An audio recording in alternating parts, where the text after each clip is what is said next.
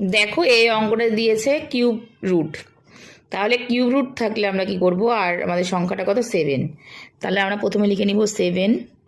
আচ্ছা কটা cube root আছে, 1 2 3 4।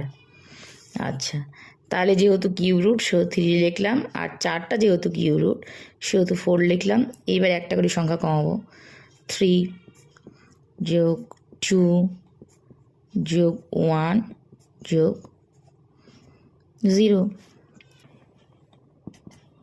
দেখো এবার তাহলে কি হচ্ছে, 7 এখানে 3^4 is equal to 81, 1 plus 3 plus 9 plus 27 is equal to 7, 81 আর এদিকে 40। এটাই আমাদের অ্যান্সার। এই অ্যান্সারটা কোথায় আছে দেখো, সি নাম্বারে। তাহলে সি নাম্বারটা হলো আমাদের অ্যান্সার।